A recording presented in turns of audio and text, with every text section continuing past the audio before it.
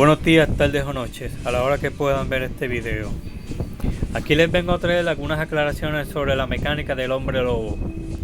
Como podrán recordar, el hombre lobo es un jefe de nivel 2. En otras palabras, usará las cartas de maestría.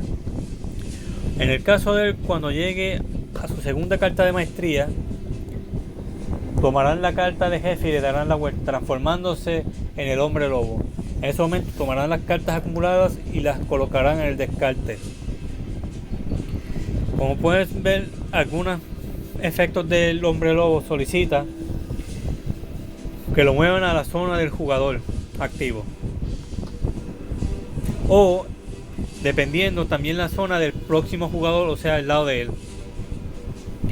Tengan en cuenta que, como afirma el efecto, mientras el jefe está en su zona original, que sería la zona del amo, no puede recibir daño. Solo podrá recibir daño mientras esté en la zona de un jugador, pero cuando este evolucione a hombre lobo, el único daño que podrá recibir será el del jugador que está en la zona que se encuentra. Eso sí, podrán lidiar todavía con los esbirros y las otras cartas de la manera regular como se puede hacer en la campaña. Eso sí, valga la aclaración que, como pueden ver, el hombre lobo se le colocó el efecto de incitar.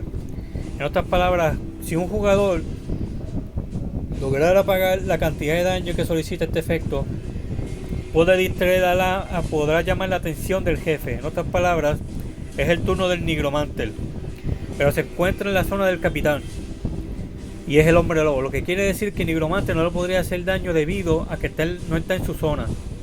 No obstante, el nigromante podrá apagar el efecto de incitar para llamar su atención y hacer que venga a su zona. De este modo entonces podría hacerle daño, y así sucesivamente con cualquiera de los otros jugadores. No obstante, hay algunos efectos que provocarán que el amo vuelva a su zona, por lo que deben aprovechar de la mejor manera el efecto de incitar y no desperdiciar las oportunidades.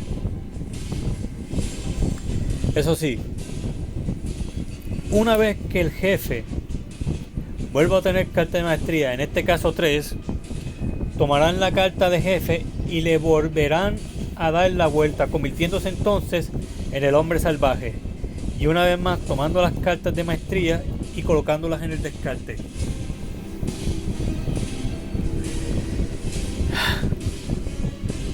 Esto puede ocurrir repetitivamente. Eso sí, tengan en cuenta y no olviden que las instrucciones básicas del mazo de esbirro es que, es verdad, les otorgué un mazo de esbirro, pero no quiere decir que lo van a usar todo completamente. Esto es en caso de que sean varios jugadores.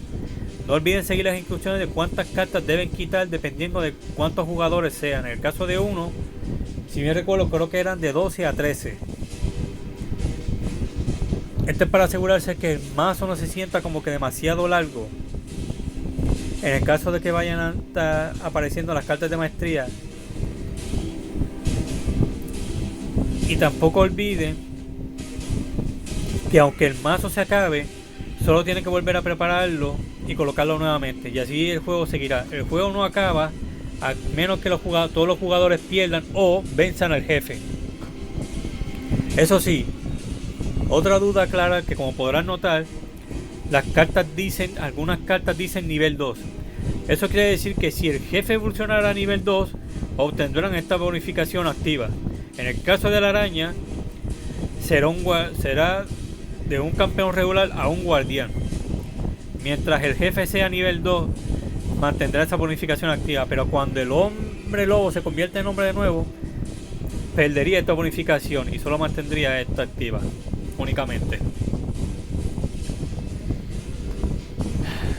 Espero que esto aclare muchas dudas y espero que también puedan disfrutar del juego. Por favor, cualquier opinión, a quien quiera que pruebe este jefe, no duden en darme sus opiniones, sean críticas buenas o malas. Por favor, que no se contengan. Que pasen buen día y que disfruten de la partida.